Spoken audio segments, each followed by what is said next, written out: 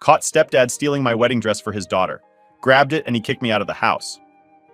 Growing up, it was just my mom and me, a tight-knit team facing the world together after my dad passed away shortly after I was born. His death left us not only emotionally shattered, but also financially strained. Despite the hardships, one item my mom never considered parting with was her wedding dress, a beautiful, handmade gown that my dad had specially designed for her.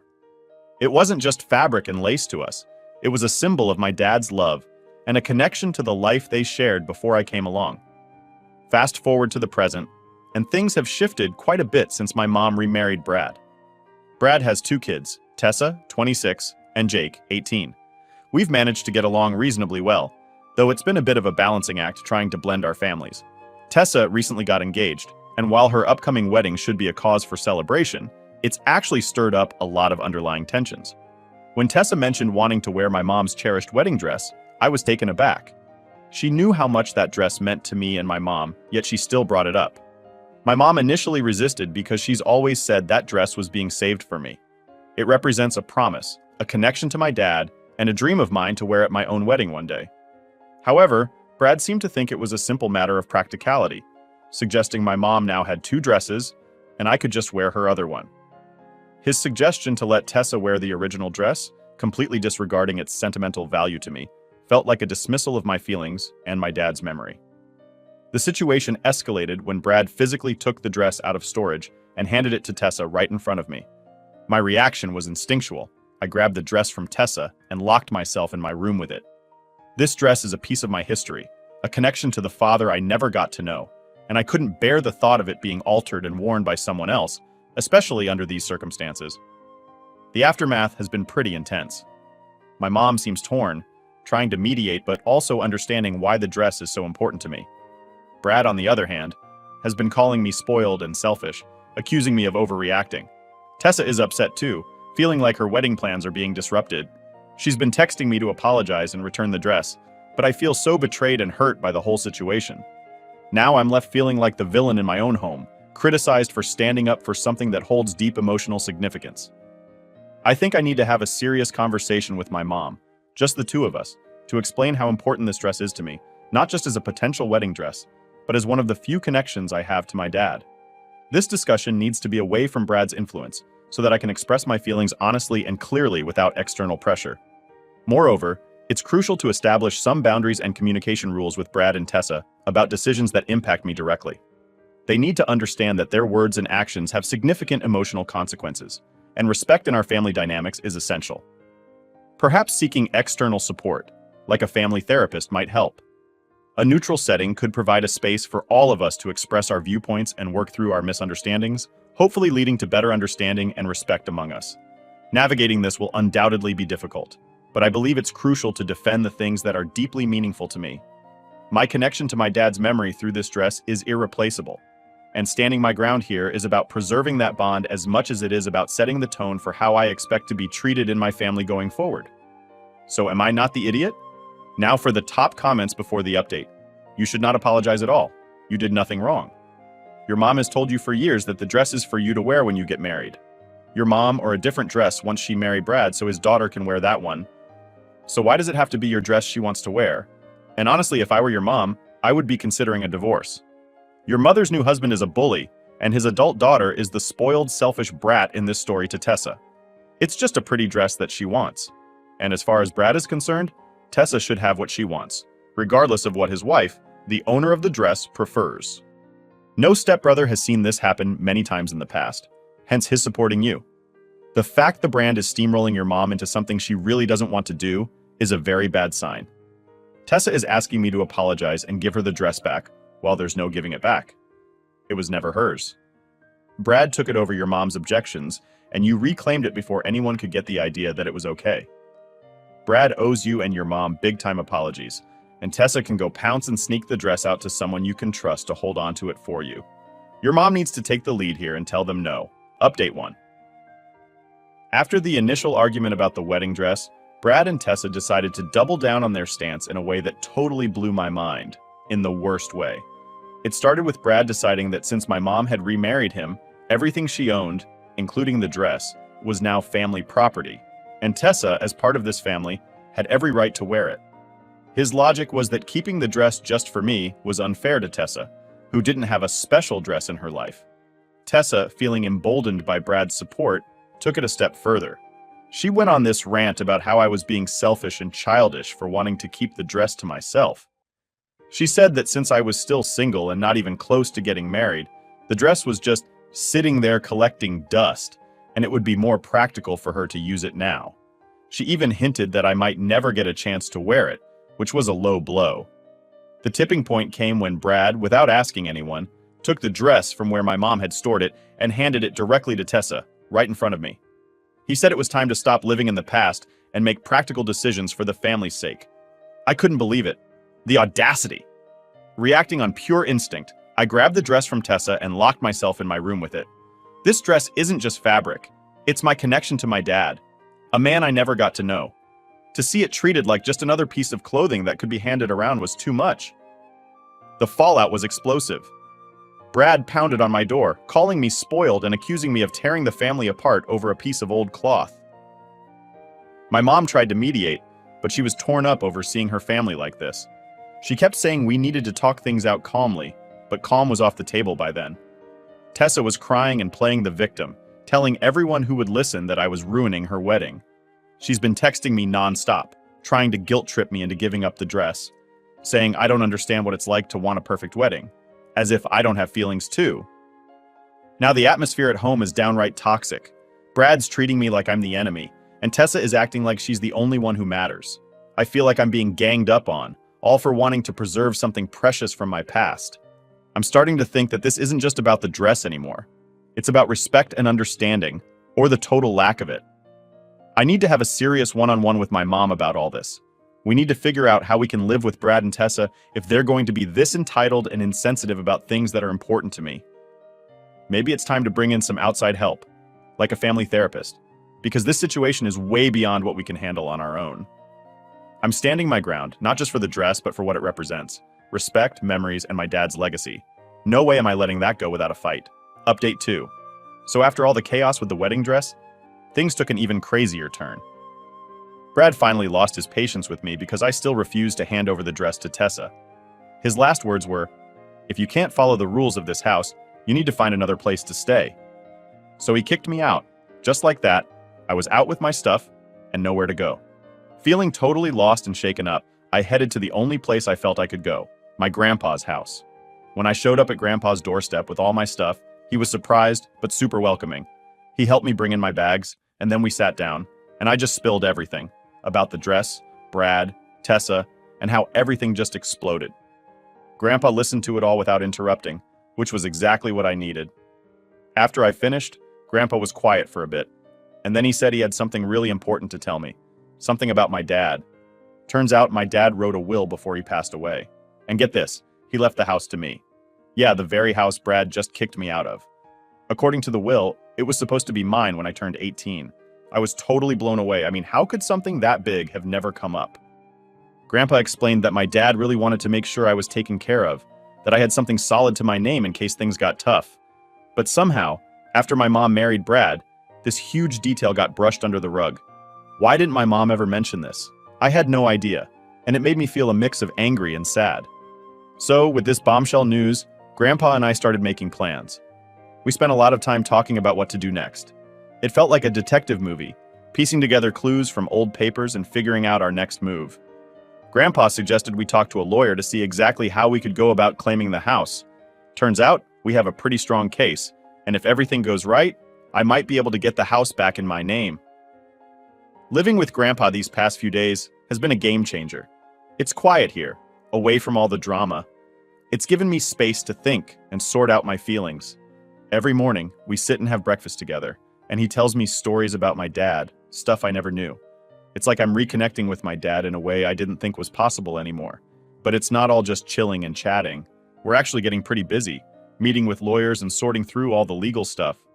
It's a bit overwhelming, but Grandpa is a rock, helping me through it all. And through it all, I keep thinking about that dress, the one that started all this. It's more than just fabric now. It's a symbol of everything I'm fighting for. My dad's memory, my rights, and my future. Who knew a wedding dress could mean so much? So yeah, that's the update from here. From getting kicked out to discovering I might own a house, it's been a wild ride. There's a lot of tough stuff ahead, but I've got Grandpa on my side, and I'm feeling ready to take on whatever comes next. Here's to hoping for some justice and maybe a bit of peace soon. Update 3. Remember how Grandpa and I were all set to fight for the house that my dad left me in his will? Well, during our first major sit-down with the lawyer, he drops this absolute bomb on us. There's a second, more recent will that no one told us about. Yeah, a second will. So we're sitting there, me and Grandpa totally stunned. The second will wasn't just a little update or something minor. Nope, it was packed with huge news and strict instructions that totally changed the game. First off, it reconfirmed that I was supposed to get the house when I turned 18, just like the first will said. But that's not all. This will also talked about some investments and a pretty hefty sum of money that my dad had tucked away for me to help with college or whatever I needed to start my adult life right. And here's the kicker. None of this was ever mentioned to me by anyone. Not Mom, definitely not Brad. But here's the really wild part. The will had a special clause. It said that if I wasn't told about this will by my 18th birthday, there would be serious consequences for whoever kept it from me. It was like my dad knew something might go wrong and he was setting up a safety net from beyond the grave. It's weird thinking he was protecting me like that, even when he couldn't be here. The moment we found out about all this, our lawyer kicked into high gear. He started pushing the case forward, aiming to not just get the house back, but also claim all the other stuff my dad intended for me. You can imagine how quickly things started to heat up. Mom was totally shell-shocked when she found out about the second will. She looked like she had seen a ghost when the lawyer explained everything to her. She kept saying over and over that she had no idea there was another will. Brad, though, he didn't have the same shock. Instead, he got all defensive, like he was ready to battle it out, which just made everything between us even colder. Just when I thought that was enough drama for a lifetime, Tessa threw another curveball into the mix. After laying low through most of this, she suddenly blew up at Brad during a family meeting that was supposed to be about finding a peaceful solution. She accused him of manipulating everyone, especially Mom, and trying to control things that weren't his to control. It was like watching a scene from a soap opera, screaming, crying, the whole 9 yards. Now, with all these accusations and secrets coming out, I'm left trying to sort through a massive pile of questions. Who really knew about the will? Why was it kept from me? It's a lot to handle, and honestly, some days it feels totally overwhelming. But knowing that I'm fighting for what my dad wanted for me gives me the strength to keep going. Living with Grandpa has been my safe space through all this craziness. Every evening, we sit down and just talk about everything, what our next steps should be, how to handle the family drama, and sometimes just remembering things about my dad. It helps a lot having him here with me. This whole ordeal has turned into way more than just a battle over a house or a dress. It's about fighting for justice for my dad's last wishes and maybe getting some answers about what's been going on behind my back in my own family for years. So yeah, that's where things are at. This roller coaster seems like it's far from over, and honestly, I'm bracing myself for more twists and turns. Who knows what's going to happen next? Stay tuned, because it looks like this story is only going to get crazier from here. Update 4. So I was sitting down with our lawyer, going through some of the piles of paperwork about my dad's assets. Yeah, the same ones he left for me that no one told me about. We're talking investments, savings, all that stuff. And there, mixed in with all the boring bank statements, I noticed something super weird. There were a bunch of payments made to this company known for planning over-the-top fancy events. Curious, I did a little digging. Guess what? That company was the very one organizing Tessa's upcoming super expensive wedding. And here's the kicker. The money paying for all that? It was coming from my inheritance. Yep, my money was secretly funding Tessa's dream wedding. No one asked me. No one even hinted that they were using my funds. I was beyond mad. I felt like someone had punched me in the stomach. After everything, the sneaking around with the dress and all the family tension, now there was this. My money, which was supposed to be for my future, was being spent on Tessa's wedding without my permission. I had to get some answers, and I knew exactly where to start. Mom. I found Mom in the kitchen, and I didn't waste any time. Here's how our conversation went down. Me. Mom, why is Tessa's wedding planner getting paid with money from my inheritance? Mom. Clearly caught off guard, fumbling a bit with her words. Oh, well, we thought it would be a good way to manage the funds. Me. Manage the funds? Really, Mom? By spending my money without telling me? Mom. It was supposed to be a surprise. We thought it would help bring the family together, make something beautiful out of what your father left. Me. A surprise? Using my inheritance for Tessa's wedding is not a beautiful surprise. Mom, it's a betrayal. How could you decide to do this without even talking to me? Mom. I know it seems bad now, but we were going to tell you eventually. We thought once you saw how happy it made everyone, especially Tessa, you'd understand. Me. Understand? How am I supposed to understand you using my inheritance behind my back? It's not just about the money, Mom. It's about trust. And right now, I feel like I can't trust you at all. Mom, I'm really sorry. We just got carried away with the wedding planning. I thought since you and Tessa were getting along better, you'd be okay with it. Me. Getting along doesn't mean you can use what Dad left for me to pay for her wedding. It was supposed to be for my future, Mom, not Tessa's wedding. Mom, you're right, and I'm so sorry. We just wanted to do something nice for Tessa, and somehow we thought this would be okay. Please, let's try to fix this together. The conversation didn't really get much better from there. Mom kept trying to smooth things over, but I was just too hurt. It felt like such a deep cut, knowing she'd gone behind my back like this. It's one thing to have issues with Brad and even Tessa, but feeling betrayed by my own mom? That's a whole new level of hurt.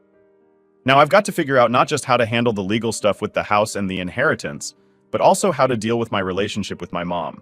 It's like every layer of this situation just reveals more mess underneath. I'm trying to keep my head up and sort through this, but it's tough. Every conversation feels like a minefield, and every decision feels super heavy. But I'm not backing down. I'm going to make sure everyone knows that my inheritance isn't their free-for-all fund, and I'm going to set boundaries that should have been there from the start. So that's the latest. Just when you think you're getting to the end of the drama, there's a whole new twist waiting for you. Stay tuned, because honestly, at this point, anything could happen. Update 5. After discovering all the sneaky stuff with my inheritance being used for Tessa's wedding, I hit my limit. I mean, enough is enough, right? So I decided it was time to take some serious action and get my house and life back under control. First things first, I sat down with our lawyer to make sure everything was crystal clear legally, that the house was mine, as per my dad's last will. Armed with this information, I had a big family meeting at the house. I told Brad, Tessa, and Jake that they had 2 weeks to find a new place to live.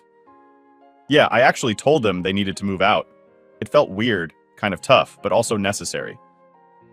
When I dropped this bombshell, you can imagine, the house turned into a storm of shouting and arguing. Mom was really upset with me. She couldn't believe I was kicking out Brad and his kids. She kept saying things like, "How can you do this? They're family. And this isn't what your father would have wanted." But with everything going on, it just felt like they hadn't been acting much like family at all. Here's a bit more about how that intense conversation with my mom went. Me. Mom, I've given Brad, Tessa, and Jake 2 weeks to move out. This is my house, legally left to me, and I need to start taking control of it. Mom, but they're your family. How can you just throw them out? Me. It's not about throwing them out, Mom. It's about setting things right. They've been living here, and Brad's been managing my money without my consent, using it to pay for Tessa's wedding. That's not right. Mom, but kicking them out? Isn't that a bit harsh? Me. Maybe it seems harsh, Mom, but I've got to start making some tough decisions. I've been pushed around and taken advantage of, and it has to stop. Mom, I just can't believe this is happening. Brad has done so much for us. Me. I know you think Brad's been helping, but he hasn't been honest. I need to do this, Mom, and I need you to understand why. Mom, I just wish there was another way to handle this. Me. I've thought about it a lot, and this is the only way I see to make things right. From now on, Grandpa will help manage my money. He's the only one I trust right now. After that conversation, things were pretty tense around the house. Mom was quiet, and Brad, well, he was pretty mad. Tessa and Jake didn't say much, but I could tell they were shocked. It was a tough couple of weeks watching them pack up and find another place, but it also felt like I was finally taking back control of my life and my home. Now the house is quieter, and honestly it feels more like mine than it ever did before. It's strange but also kind of peaceful. I've been spending a lot of time with Grandpa, planning how to manage the finances and make sure nothing like this ever happens again. He's been great, teaching me a lot about handling money and making smart decisions. This whole ordeal has been really tough. It's not easy making decisions that upset people, especially your own family, but sometimes you've got to stand up for what's right and what's yours. I'm learning that it's okay to put my foot down and say, enough is enough. So that's where things are now. A lot of changes, some really big decisions, and a new chapter starting for me. I'm hoping that with some peace and quiet, and with Grandpa's help, I can start to heal from all this drama, and maybe even rebuild some bridges if it's possible. Thanks for sticking with me through all this craziness. I'm not sure what's next, but I'm ready to face it with a clearer head and a stronger sense of who I am and what I stand for. Let's see what the future holds. Update 6. After all the drama with the house and finding out my inheritance was secretly funding Tessa's wedding, I knew something big had to be done. It wasn't just about the money. It was about standing up for myself and making sure everyone knew I wasn't someone they could just push around. So, after the dust settled a bit with Brad, Tessa, and Jake moving out, there was still the big issue of the chunk of my inheritance that got drained for Tessa's wedding expenses. Yeah, the fancy catering, the posh venue, you name it, my inheritance was covering it. Not cool, right? I decided it was time to put my foot down. I wasn't going to let this slide. So, I set up a time to talk to Brad face to face. I needed him to know I was serious, and this wasn't just going to be another conversation that ended with me feeling bulldozed. Here's how it went down. Me. Brad, we need to talk about the money you used from my inheritance for Tessa's wedding. That was my money, left to me by my dad, and you had no right to use it without asking. Brad, look, I know you're upset, but we were just trying to pull off a great wedding for Tessa. We didn't mean to upset you. Me, it's not just about being upset, Brad. It's about what's right and what's wrong. That money was mine, and using it without my permission? That's not just wrong, it's betrayal. Brad, I get that now, and I'm sorry it came to this. We should have handled it differently. Me, sorry doesn't fix it, Brad. I need that money returned. I gave you a lot of trust, and it was broken. Now I need to set things right. Brad, what are you asking? Me, I want the full amount used for the wedding returned to me. I'll give you 1 week to sort this out, or I'll have to take legal steps. I don't want to do that, but I will if I have to. Brad, that's fair, give me a week. I'll make sure you get your money back. To be honest, I half expected him to make excuses or drag his feet, but something in my tone must have made it clear I wasn't messing around this time. And guess what? He actually did it. Brad returned every single penny that was taken from my inheritance for the wedding, all within the week. I was kind of shocked, but also really relieved. It felt like a huge victory, not just for my bank account, but for my spirit too. Getting that money back, it was like I could finally breathe a sigh of relief. It was a confirmation that I did the right thing by standing up for myself. And it taught me a valuable lesson about boundaries and not letting anyone, not even family, walk all over them. Since then, I've been working closely with Grandpa to get all my finances in order. He's been a total rock star, helping me understand how to manage my money, invest wisely, and plan for the future. We're setting up some robust financial plans, and I'm learning a ton. It's pretty cool, actually, to feel so empowered about my financial situation. The house is quieter now, sure, but it feels more like a home than ever before. I've been spending my evenings just chilling, sometimes reminiscing about the good times with Dad, and thinking about what he would want for me. It's given me a lot of peace and a sense of closure that I really needed. So, that's the big update. Thanks a ton for sticking with me through all the ups and downs. Your support means the world to me, and it's helped me through some pretty rough waters. Here's to hoping things are on the up and up from here on out. Can't wait to see what the future holds, and I'll make sure to keep you all posted. Update 7. Hey everyone! So it feels like we're finally at the end of a super long, twisty roller coaster ride that's been my life these past few months. A lot has happened. A lot. And I think things are starting to settle into what might be the new normal for me. Since my last update, where Brad actually gave back all the money he used for Tessa's wedding, I've had some time to breathe and think about everything. Getting that money back was a huge victory, and it really set the stage for some major healing and figuring out my next steps. First off, the house has been really quiet. Like, the kind of quiet that lets you hear your own thoughts a bit too loudly. But this silence has given me the space I needed to really think through everything that's happened. Not just the big drama with the inheritance and the wedding, but all the little moments and decisions that led up to those events. I've spent a ton of time talking things over with Grandpa. He's been amazing through all of this, like a wise old wizard who always knows just what to say. We talked a lot about money and how to manage it wisely, sure, but we also talked about personal stuff like how important it is to have good boundaries and how to deal with family stuff when it gets really complicated. Talking about family, things have been, well, complicated. Mom and I have started talking again. It was super awkward at first. Imagine trying to chat casually when there's a giant elephant in the room reminding you of recent fights. But we both know if we want to fix our relationship, we need to have these hard conversations.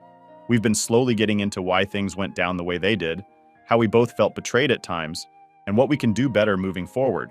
It's not easy, and I'm not sure everything will go back to how it was, but we're trying. That's the important part. As for Brad, he's made a few attempts to apologize, saying he thought he was doing the right thing. I'm still working through those feelings because forgiveness is tough. It's like trying to untangle a super knotted rope. Tessa and I haven't talked much. I think we both need some space from each other to cool off. Jake has been the easiest to talk to. Out of all of them, He seemed to get caught in the crossfire, and he's pretty chill about moving past everything. Now, looking forward, I've got some plans brewing. The house being officially mine is a big deal, and with my finances looking way better, thanks to Grandpa's wizard-like guidance, I'm thinking about what's next. Maybe I'll go back to school, or perhaps start my own business, something that really feels like it's mine and something positive I can build on. I'm also focusing a lot on personal growth. All this drama has taught me a ton about who I am and how strong I can be. It's shown me the importance of standing up for myself and not letting anyone push me around. Yeah, it's been super tough, but I also feel like I've come out stronger on the other side. I can't wrap up this update without saying a massive thank you to all of you. Your comments, messages, and just knowing you were there reading and supporting me have helped me through some really tough times. It's like having a big, invisible team cheering me on, and I can't tell you how much that's meant to me.